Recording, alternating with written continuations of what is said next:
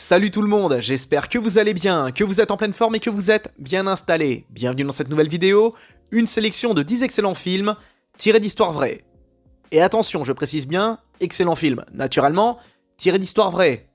Je ne vais pas parler de biopic, car il y a une grosse différence entre les biopics et les films tirés d'histoires vraies. Naturellement, on peut accoler biopic et films tirés d'histoires vraies, comme par exemple Né un 4 juillet, film tiré d'histoires vraies et en même temps biopic, le biopic de Ron Kovic, un vétéran du Vietnam. On voit sa jeunesse, son adolescence, enfin on voit brièvement son enfance, ensuite son adolescence et son âge adulte. Bon et bien ce film, c'est un biopic, également tiré d'une histoire vraie. Mais globalement, les films tirés d'histoires vraies, ce sont avant tout des films qui se concentrent sur une période, longue comme courte, une bataille, une aventure, un accident, des trucs comme ça. Et d'ailleurs, j'en profite pour balancer une opinion extrêmement impopulaire pour certains. J'en peux plus et je suis fatigué des biopics, car depuis quelques temps, on a une avalanche de biopics, on est submergé par les biopics, et je commence à trouver ça saoulant, car j'y vois une certaine forme d'opportunisme déguisé, une espèce de... comment dire, de... Enfin, c'est... Je trouve ça moralement discutable, car on voit pas mal d'acteurs et d'actrices vouloir incarner des personnalités qui ont vraiment existé, voire qui existent toujours. On l'a vu par exemple avec Un parfait inconnu, Bob Dylan, je sais pas si vous étiez au courant, mais il est toujours en vie. Et ce mec-là a eu droit à 2 biopics dans sa vie, I'm Not There en 2007, et dernièrement Un parfait inconnu. Et perso, je suis dérangé par le principe des biopics, car j'y vois des acteurs généralement qui singent une personnalité qui a existé ou qui a vraiment existé.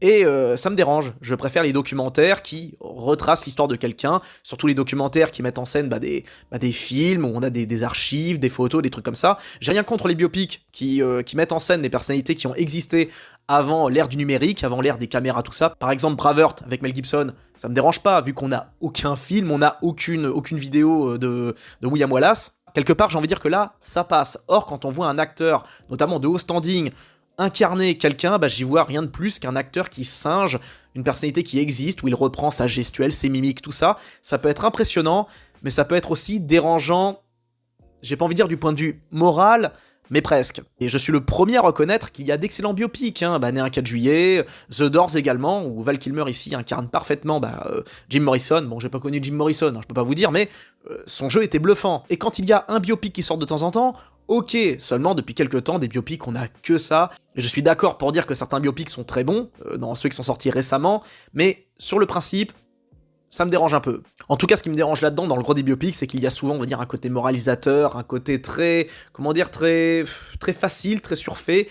C'est pas vraiment des films qui prennent beaucoup de risques dans les biopics qui sont sortis récemment, et c'est ça qui me dérange, j'ai envie de dire. Alors que, pour revenir à Né un 4 juillet, c'est un film qui prend des risques, beaucoup de risques. C'est un film qui montre la réalité de la guerre, la réalité du handicap, la réalité de l'exclusion sociale. C'est un film extrêmement douloureux, encore plus terrifiant que bien des films d'horreur. Mais bon, pour ceux que ça intéresse, rassurez-vous, je prépare un top 10 spécial biopic, excellent biopic, car il y en a, je ne critique pas tous les biopics, attention, mais voilà, vous m'avez compris. En tout cas, cette vidéo sera centrée sur les films tirés d'histoires vraies, donc des films qui mettent en scène des individus qui ont vraiment existé, donc là aussi on verra des acteurs qui incarnent, voire qui singeront des gens qui ont vraiment existé, sauf que là, la grosse différence, c'est que on ne verra pas des films qui retracent l'histoire complète d'individus. Ça sera centré sur des événements, des moments, des laps de temps assez courts dans l'histoire, et écoutez, c'est relativement intéressant, et je me doute bien que certains vont tiquer par rapport au fait que des films tirés d'histoires vraies, il y en a beaucoup plus que des biopics, mais voilà, c'est deux choses différentes encore une fois du point de vue moral.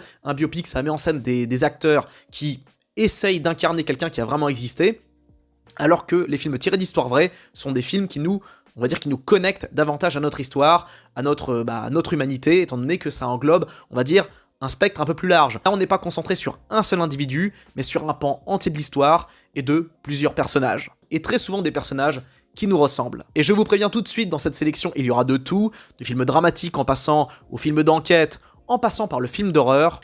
J'espère que vous allez kiffer cette sélection, on se retrouve dans les coms pour en discuter. Bon visionnage! En 10ème position, on va commencer avec un film extrêmement douloureux qui m'a fait chialer toutes les larmes de mon corps, Présumé coupable, un film avec Philippe Torreton. Philippe Torreton est pour moi un des acteurs français les plus sous-cotés de sa génération, excellent acteur. Il n'a pas tourné que dans des chefs-d'œuvre, mais le gros de ses prestations était plus que convaincantes. On se rappelle tous de son jeu dans Capitaine Conan, en tout cas dans Présumé coupable, il nous livre ici sa performance la plus extrême. Il nous a fait un petit peu une Christian Bale, vu qu'il a perdu énormément de poids dans ce film. Et ce film est juste horrible, on y suit le parcours d'un d'un homme normal, un père de famille accusé à tort de pédophilie, et on assiste à sa descente aux enfers. Sa descente aux enfers à tous les niveaux, social, mental, affective, économique, ce que vous voulez. Ce film est tiré d'une histoire vraie, l'histoire du procès d'Outreau, un procès qui a fait beaucoup de bruit au début des années 2000 si je me rappelle bien. Je me suis pas trop intéressé à ce genre d'histoire parce que pour moi c'est beaucoup trop sordide, c'est beaucoup trop trash. Pour ma santé mentale, je suis resté assez éloigné de ce truc. Alors, évidemment, à l'époque, j'étais jeune, mais j'ai essayé dernièrement de m'y intéresser, mais j'ai lâché l'affaire, c'était trop horrible. En tout cas, film excellent, très belle mise en scène, enfin, belle mise en scène dans la douleur, hein, je parle, hein. C'est un des rares films français qui vraiment a su me prendre aux tripes au niveau émotionnel, car la réalisation, enfin le réalisateur, tout ça machin, a eu l'excellente idée de ne pas incorporer de musique. Et ça fait beaucoup de bien. Il n'y a quasiment pas de piste musicale, il n'y a que le dur et froid silence de la réalité. Et ce silence, il est pesant, il est extrêmement lourd, il est tout simplement cauchemardesque, car le silence, on va dire, c'est vous vous retrouvez seul à seul avec vos pensées, avec votre état d'esprit, et vous êtes en pleine immersion dans l'enfer mental que subit le personnage de présumé coupable. Mention spéciale au moment où il y a un moment vraiment où mes larmes ont coulé toutes seules. C'est vraiment sans... Voilà, c'est venu tout seul, c'est sans... J'étais investi dans le passage, dans le moment, dans cette scène, mais c'est sorti, vous savez, sans que je contrôle quoi que ce soit. Il y a un passage, je spoil un petit peu, où le personnage, ça arrive très vite, hein, il perd sa mère se laisse mourir, et donc ils vont le chercher en tôle, tout ça, pour qu'il constate le décès de sa mère, pour qu'il la voie une dernière fois, et le passage où il rentre dans la maison, il n'y a pas un bruit, il n'y a rien, il y a juste le silence, il y a les flics qui l'escortent, il rentre dans la maison, il y a son père qui le prend dans ses bras, un solide gars du Nord qui le prend. Vraiment, cette scène est horrible. Enfin, vraiment, elle est belle du point de vue humain et juste monstrueuse du point de vue émotionnel. Enfin, il prend son père dans ses bras, juste après, il va dans la chambre où il y a sa mère qui repose, qui est morte, hein, qui est allongée sur le lit, les mains croisées, tout ça. Et ce passage, on voit Philippe Torreton qui rentre dans la pièce, il regarde sa mère, il réalise, et puis le temps que l'information vienne en tête, il la voit allongée, il s'assoit, et quand on voit Torreton qui pose ses mains, et qui laisse couler les larmes, qui fond en larmes, qui pleure, parce qu'il a compris qu'il a perdu sa mère définitivement, il redevient un petit garçon, on est juste terrassé, moi j'ai chialé comme une fillette, c'était terrible. Mais ça fait du bien, vraiment, c'est un film qui fait du bien, car, pour un film français, car le réalisateur a su, on va dire, matérialiser toute cette douleur, enfin l'acteur principal également, matérialiser toute cette douleur, montrer cette injustice de... Enfin c'est monstrueux, quoi, des gens accusés de pédomachin, à tort, pour rien, des gens aux vies complètement brisées, anéanties, c'est absolument monstrueux, et j'estime justement que les biopics devraient davantage s'orienter vers ce genre de mise en scène et d'histoire, car, ok, c'est sympa les histoires de chanteurs, de rockstars, etc., mais bon... C'est cool, mais il y a plus important et plus, plus pertinent à montrer. Alors je sais bien que le cinéma, c'est fait pour faire rêver, j'entends, mais personnellement, je ne rêve pas devant un film qui met en scène, effectivement, une rockstar ou un truc comme ça, c'est cool, c'est intéressant, mais je préfère à la rigueur voir un blockbuster avec des personnages de fiction. Enfin, je reviens là-dessus, désolé, c'était la petite digression, mais voilà. En tout cas, c'est un film qui est salutaire, qui est extrêmement pertinent, très intéressant, très douloureux, que tout le monde devrait voir au moins une fois, mais juste... préparez vos mouchoirs, quoi. Vraiment, si vous pleurez pas devant ce film, vraiment, je vous le dis sincèrement, si vous pleurez pas devant ce film, c'est que vous n'avez pas d'âme, je suis désolé, c'est que vous avez, ou alors vous avez vraiment un cœur de pierre, ou vous n'avez pas d'âme. Alors après, je suis une madeleine, hein, je pleure pour pas grand chose, hein, attention, j'ai un investissement émotionnel normal, j'ai envie de dire, je suis pas un robot, mais, j'éprouve des sentiments, j'ai un cœur, tout ça, et ce film, vraiment, m'a fait, m'a limite terrorisé mentalement, tellement c'était crédible, réaliste, immersif, et bien évidemment tragique à tous les niveaux. En 9ème position, je vais parler d'un film que je déteste, mais que je vais mettre dans la liste parce que visiblement tout le monde l'adore, je suis le seul à ne pas l'aimer, c'est The Social Network de David Fincher, film qui a reçu des moult récompenses, qui n'a que des critiques élogieuses au niveau de la presse, au niveau du public, pourtant en ce qui me concerne, je n'accroche pas. Alors le film retrace l'histoire de la création de Facebook, histoire très intéressante, moi ça m'intéresse tout ça, comment ils ont monté des réseaux sociaux, des trucs, le réseau social j'ai envie de dire, parce que Facebook c'est on va dire le réseau social originel. Enfin, il y a peut-être eu MySpace avant, mais bon, vous m'avez compris, quoi. C'est le réseau social, on va dire, de masse, etc. Et, c'est relativement intéressant, cette histoire. Enfin, l'histoire en général, mais j'ai été gavé par la mise en scène. Pour moi, c'est un des pires films de Fincher, car C'est un petit peu, j'ai envie de dire, le plus Christopher Nolanien des films de Fincher, dans le sens où les personnages ne font que jacter non-stop, ça ne s'arrête jamais. Les mecs ne font que parler en ping-pong, c'en est indigeste, et je n'aime pas Jesse Eisenberg, je ne supporte pas cet acteur, je le trouve mauvais, il a toujours le même rôle, toujours le même jeu, toujours la même façon de faire, le même débit, la même tête, la même... Enfin, même quand il jouait, par exemple, quand il... Pourquoi on l'a pris lui, quoi? Quand on l'a pris dans Batman vs Superman, bah je voyais Jesse Eisenberg, j'arrivais pas à le voir dans le rôle de comment ça s'appelle, de Lex Luthor. J'ai beaucoup de mal avec son jeu, avec sa façon de faire, son débit de parole. C'est un gars que je l'ai trouvé convaincant dans aucun film, et je sais très bien que ça n'engage que moi. Là, c'est vraiment le... Là, j'y vais à mode en fond, je martèle à fond, là, c'est le film que je n'aime pas, que je veux dézinguer, mais je le mets quand même dans cette liste, car il est relativement intéressant, car il retrace effectivement l'histoire de Facebook, et donc les tenants, les aboutissants, tout ça, mais c'est globalement un film qui personnellement m'ulcère, mais je sais que vous l'adorez sûrement, pour les mêmes raisons que la presse l'adore, les mêmes raisons que le public l'adore, et il méritait quand même sa place dans Stop. Ce n'est pas parce que je n'aime pas qu'il ne mérite pas sa place. Voilà, je sais faire la part des choses. En 8ème position, j'y ai mis le trop sous-coté Braquage à l'anglaise, un des rares bons films de Jason Statham, car oui, au risque de vous choquer, Jason Statham a tourné dans d'excellents films. Est-ce que vous l'avez vu dans Blitz, un des films les plus politiquement incorrects sortis ces 20 dernières années? Je recommande d'urgence. En tout cas, Braquage à l'anglaise est tiré d'une histoire vraie, l'histoire de ce braquage d'une banque au début des années 70 à Londres. Une histoire qui a fait beaucoup de bruit à l'époque, étant donné que une équipe de braqueurs ont chouravé plein de pièces confidentielles appartenant à la royauté, au ministère, des trucs comme ça, donc ça a créé beaucoup de problèmes au sein de la royauté, au sein de l'intelligentsia politique, médiatique, tout ça, car les mecs, les cambrioleurs, les braqueurs, ont découvert des trucs qu'ils n'auraient jamais dû voir, et le film est excellent, excellente mise en scène, excellent jeu d'acteur, très, pas spécialement ultra spectaculaire, c'est pas parce qu'il y a Statham qu'il y aura forcément des scènes de baston, des trucs comme ça, film relativement inventif, cool, pertinent, un petit peu politiquement incorrect. Bref, je vous recommande d'urgence ce film extrêmement british, dans tous les sens du terme, et dans les bons sens du terme. En 7ème position, ce film est tiré d'une histoire vraie. Oui, L'Exorciste de William Friedkin. Oui, c'est tiré d'une histoire vraie, à la différence que, contrairement au film, qui met en scène une jeune fille possédée, dans la vraie vie, dans l'histoire, dans notre monde réel, a priori, je dis a priori parce que j'y crois sans y croire, hein, aux histoires d'exorcisme, de possession, tout ça, mais dans notre monde réel, ce n'est pas une gamine qui a été possédée, mais un petit garçon. Et je trouve ça encore plus terrifiant dans un sens, parce que y a un truc qui me dérange un petit peu dans les films de possession, c'est qu'on met tout le temps en scène des gamines. Des gamines qui sont possédées, des trucs comme ça. Jamais des garçons, jamais des gars, c'est toujours des fillettes, toujours des gamines qui sont, ou des adolescentes qui sont possédées, et je trouve ça un peu glauque, un peu cringe, un peu malaisant, un peu bizarre, un peu particulier, un peu suspect de mettre toujours en scène des gamines qui sont possédées par le démon, tout ça. Mais bref, en tout cas, L'Exorciste, c'est, on va dire, le film de référence en ce qui concerne les films d'horreur, tout ça machin, et je recommande aux jeunes de le regarder, aux plus jeunes de le découvrir. Alors, évidemment, ça n'a strictement rien à voir avec les films d'horreur actuels, hein, qui sont sortis ces 20-30 dernières années, mais ça reste un grand classique à connaître, à savoir, le film va mettre beaucoup de temps à démarrer, c'est même un peu trop long pour certains. Cependant, c'est un passage obligatoire pour tout cinéphile qui se respecte, vous devez voir L'Exorciste, et on mentionnera jamais assez le fait que ce film est tiré d'une histoire vraie. En 6ème position, À la recherche du bonheur, film qui se fait un peu trop dézinguer, je trouve, pour des raisons que je ne comprends pas. Pour certains, le film est un peu démago, voilà, c'est une espèce de caricature du rêve américain, tout ça. Enfin, moi, j'ai trouvé excellent. Et Will Smith, ici, nous livre la prestation de sa carrière.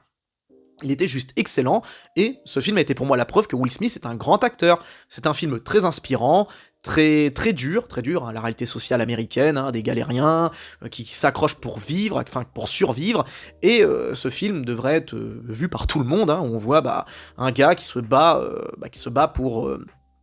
pour sa dignité, son avenir, l'avenir de son gosse. C'est vraiment un film, un film qui met en scène un homme avec un grand H, quoi, parce que généralement quand on pense aux films qui mettent en scène des hommes, on pense à des guerriers, des soldats, des trucs comme ça, mais on oublie de mettre en avant les pères de famille, les pères qui travaillent dur pour élever leurs gamins dans des bonnes conditions, pour les élever, les élever humainement, socialement, tout ça.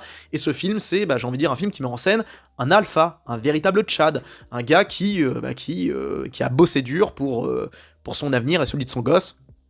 Donc je recommanderai jamais assez ce film, qui est une véritable leçon de vie, tirée d'histoire vraie bien évidemment, hein, une histoire vraie qui pour le coup méritait largement d'être mis en scène, d'être mis en scène dans un film, et film grandiose que je recommanderai jamais assez, qui bénéficie d'une réputation vraiment de pire en pire avec le temps, beaucoup le considèrent comme surcoté, je l'ai revu récemment. Ce film est une leçon de vie qui ne prend pas une ride et qui restera pour moi juste intemporel. Au niveau de son message, et même au niveau de la mise en scène et du jeu d'acteur. En 5ème position, un film qui a été pour moi une belle surprise, je m'attendais pas à ce qu'il soit aussi excellent, 13 vies de Ron Howard, avec Colin Farrell et Viggo Mortensen, un film qui retrace l'histoire, enfin le sauvetage d'une bande de gamins de Thaïlandais coincés dans une caverne souterraine ou je sais pas quoi, enfin sous la flotte.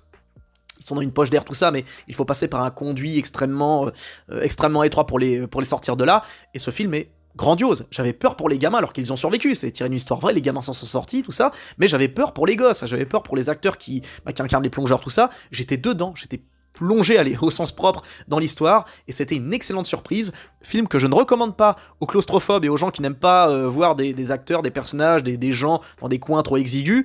En tout cas, c'était une véritable merveille, excellent jeu d'acteur, excellent sens du suspense, extrêmement réaliste. Une véritable leçon de vie également, une leçon de courage. Là, pour le coup, c'est un film qu'il fallait montrer.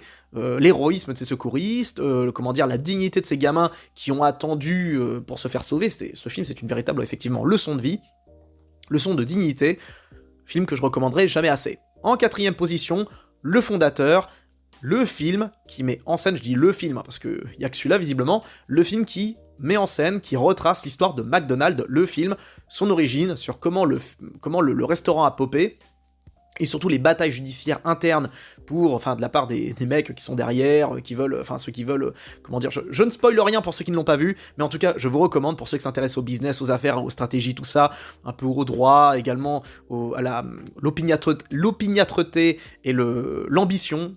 C'est un film que je recommande, hein, ceux et celles qui kiffent les affaires, le business, la psychologie, tout ça. Matt Le Fondateur, ça fait partie des grands classiques à découvrir dans votre vie, quoi. C'est dans votre vie de cinéphile. Excellent acting de Michael Keaton, tout ça. Véritable leçon de vie également. Alors le personnage principal n'est pas spécialement moralement, exemplaire sur tous les plans, mais on a affaire ici à une force de travail, une force de la nature, une force mentale qui devrait être exemplaire pour la plupart d'entre nous, étant donné que le mec, le personnage de Ray Crowe, du point de vue de l'ambition, du point de vue du business, du point de vue, on va dire, de l'idée de conquête, etc. Encore une fois, je le dis, du point de vue humain, du point de vue éthique, c'est très, très discutable, mais du point de vue ambition, tout ça, par contre, c'est inspirant. En 3ème position, alors là, pour moi, peut-être le film de survie ultime, enfin, un des films de survie ultime du 21e siècle, 127 heures de Danny Boyle, un film extrêmement douloureux, que vous devez voir au moins une fois. Là aussi, pareil, on a affaire à une véritable leçon de vie, de ce pauvre gars qui se retrouve coincé connement sous un rocher, et il doit survivre 127 heures, enfin, il a survécu 127 heures comme ça, dans cette position, dans cet état, avec quasiment rien à boire et rien à bouffer. Je ne spoil rien, juste, ce film est une expérience exceptionnelle, je ne comprends pas comment on peut détester ce film, parce que c'est brillant à absolument tous les niveaux, acting, mise en scène, intelligence au niveau de la technique, tout ça, on est en immersion, non pas dans le psyché du mec qui est coincé, mais carrément dans son ADN, on ressent tout, on partage sa souffrance, et vraiment, c'est un des rares films à m'avoir fait, j'ai fait la toupie à 380, 360 degrés, je sais plus, mais bon voilà, j'ai fait Beyblade sur mon siège, tellement je souffrais avec le mec au moment où il fait l'impensable avec son petit canif émoussé. Je ne reviendrai pas dessus, mais ceux qui ont vu cette scène comprennent très bien de quoi je veux parler. Je ne dirai rien, mais ça me tente, hein. Mais voilà, je vous recommande de le découvrir si vous ne l'avez pas encore vu. Découvrez-le, ou redécouvrez-le, car ce film, j'ai vu plusieurs fois, et à chaque fois, j'apprenais quelque chose. Voilà. En 2ème position, un film un peu trop sous-coté à mon goût, que je vous recommande d'urgence si vous ne l'avez pas encore vu, l'affaire Richard Jewell, de Clint Eastwood. Alors ce film retrace le chemin de croix et le calvaire de Richard Jewell, accusé d'avoir fomenté un attentat au moment des JO d'Atlanta les JO d'Atlanta en 96. Alors à la base, Richard Jewell, c'était un petit agent de sécurité qui vit chez sa mère, un gars en surpoids, obèse et tout, qui tout ce que voulait ce mec, c'était faire le bien autour de lui, il voulait devenir flic, il voulait, aider la société. il est tombé sur, enfin je veux dire, c'est lui qui a découvert la bombe au moment des JO, etc. Et il a mis en branle, enfin il a amorcé le périmètre de sécurité, tout ça, il a contribué, il a fait son boulot, il a sauvé des vies, et le truc c'est que les médias l'ont flingué, ils l'ont accusé à tort, les médias, les flics, tout ça, les enquêteurs, ils l'ont soupçonné d'être l'instigateur de l'attentat, en mode, ah bah vous avez vu, il a trouvé la bombe, mais en fait c'est lui qui l'a posée, etc. Juste parce que le gars est frustré, il voulait exister, il voulait se venger, etc. Et en réalité non, Jewel a simplement voulu sauver des vies, et on voit ce qu'il a subi, hein. Donc le battage médiatique, le harcèlement judiciaire, etc. Et ce mec est resté digne, il y a juste un petit avocat, enfin le gars a été aidé uniquement par sa mère et son avocat, sa mère dévouée et un avocat déter qui s'est battu comme un lion pour le disculper, pour faire éclater la vérité. Et Richard Jewell a subi un véritable enfer médiatique, il a été mis sous le feu des projecteurs alors que ce gars, il a juste fait son boulot et il voulait aider les gens. Et le film rend hommage à cet homme, un véritable héros américain. Et donc ce film, je vous le recommande d'urgence. Matez-le, il est excellent du point de vue de la mise en scène, du point de vue de l'acting, surtout acting exceptionnel, notamment de la part du gars qui joue Richard Jewell, vous l'avez peut-être vu dans la série Kingdom, rôle absolument inoubliable, et bien évidemment mention spéciale à le trop sous-coté Sam Rockwell, et également John Hamm, excellentissime. Bref, matez-le. Et enfin, en première position, j'ai mis Dallas Buyers Club avec Matthew McConaughey. Matthew McConaughey ici nous livre sans doute la performance de sa carrière. Il incarne ici un cow-boy macho, viriliste, homophobe, tout ça, qui se retrouve infecté par le virus du sida. On découvre ici son chemin de croix, son calvaire, sa souffrance de voir son corps dépérir, son corps partir, victime du sida, quoi, vraiment une des pires saloperies qui ait jamais existé sur la planète, quoi. Et attention, l'histoire se déroule dans les années 80, on découvre à peine le virus, on sait à peine ce que c'est, on sait juste que c'est mortel, c'est radical et qu'on peut rien faire, à part prendre des traitements pour, on va dire, limiter l'avancée de la maladie, mais bon voilà, quoi, je n'en dis pas plus, je ne vais pas spoiler parce que ce film est complètement fou, complètement dingue, et je vous le recommande d'urgence. Voilà, si vous ne l'avez pas encore vu, matez-le. Performance exceptionnelle, même Jared Leto est juste excellent, Jared Leto bon dans un film, incroyable, Hilary Swank a croqué, adorable, et vraiment j'ai été marqué par l'histoire, le jeu de McConaughey, le film très beau, très puissant, pas moralisateur, pas de mélo, pas de trucs comme ça, on est vraiment, on est en immersion dans le corps, dans le mindset du personnage principal. Un personnage qui est relativement attachant car c'est un petit peu un anti-héros, un mec avec ses défauts, ses qualités, mais qui est avant tout relativement humain, qui est extrêmement humain, qui a été amené par la force des choses à devenir un meilleur homme, à devenir un véritable, le mec a racheté ses fautes, son comportement, en devenant quelqu'un d'exemplaire, de généreux, d'humaniste, voilà, c'est un film magnifique, une véritable leçon de vie, là aussi je le recommande d'urgence, et pour rappel, effectivement, on a affaire ici à un film tiré d'une histoire vraie. Voilà mes petits loups, j'espère que cette sélection vous a plu, si c'est le cas, n'hésitez pas à donner votre avis dans les commentaires, je vous dis à très bientôt pour une prochaine vidéo, et si vous êtes nouveau sur la chaîne, n'hésitez pas à vous abonner, ou consulter les autres vidéos présentes sur la dite chaîne. Plein de bisous à tous, prenez bien soin de vous, ciao.